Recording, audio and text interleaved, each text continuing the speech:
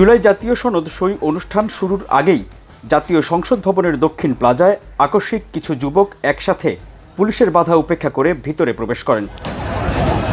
তাদের বেশিরভাগই জুলাই যোদ্ধা লেখা টি শার্ট পরা ছিল। প্রধান উপদেষ্টার অনুষ্ঠানের নিরাপত্তা বিবেচনায় আইন শৃঙ্খলা রক্ষাকারী বাহিনী বাধা দিলে শুরু হয় সংঘর্ষ। প্রচুর ভাঙচুর হচ্ছে, কিন্তু এই জায়গাতে পুলিশের গাড়ি কিন্তু এই মুহূর্তে ভেঙে ফেলা হচ্ছে। আপনারা দেখতে পাচ্ছেন পুলিশের গাড়ি ভেঙে ফেলা হচ্ছে এই মুহূর্তে। সামাজিক যোগাযোগ মাধ্যমে ছড়িয়ে পড়া এমন কিছু ভিডিও ফুটেজ বিশ্লেষণে ঘটনার সত্যতা নিশ্চিত হওয়া গেছে। আমরা দেখলাম পুলিশকে লক্ষ্য করে বড় একটি ককটেল ছোড়া হয়েছে। একদম পুলিশ যেখানে অবস্থান তাদের গা লক্ষ্য করে। এর মধ্যে এক যুবক সংসদ ভবনের দক্ষিণ প্লাজায় দাঁড়িয়ে বিএনপি স্থায়ী কমিটির সদস্য সালাউদ্দিন আহমেদকে হুমকি দেয়া একটি ভিডিও ফুটেজ সামাজিক যোগাযোগ মাধ্যমে ছড়িয়ে পড়ে।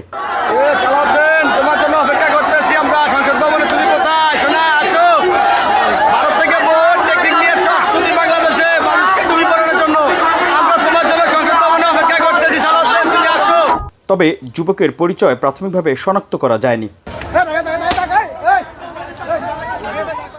সামাজিক যোগাযোগ মাধ্যমে ছড়িয়ে পড়া আরেক ভিডিওতে দেখা যাচ্ছে এক যুবক নিজেকে সিলেট এমসি কলেজের ম্যাট্রিক পরীক্ষায় পাশ করার দাবি করছেন। সিলেট এমসি কলেজে আছি। এমসি কলেজে কোন বিভাগে আছেন? আমি ওই যে ওল্ড বিভাগে আছি। আমি এখন বর্তমান আপনার এমসি কলেজে ওই যে আপনার ম্যাট্রিক পাস দিছি, ঠিক আছে। এদিকে ফেনীতে জুলাই যোদ্ধা লেখা একই ধরনের টি শার্ট পরে সড়ক অবরোধের কয়েকটি ছবি ও ভিডিও ফুটেজ বিশ্লেষণে দেখা গেছে সেখানে নেতৃত্ব দিয়েছেন শিবির নেতা পারভেজ। আরেক ফেসবুক পোস্টে পারভেজের পরিচয় বিস্তারিত লেখা হয়েছে। ফেনী সদরের পাঁচগাছিয়া ইউনিয়নের বিরলির গ্রামের পারভেজের নেতৃত্বে ফেনীর মহিপালের এই সড়ক অবরোধ করা হয়।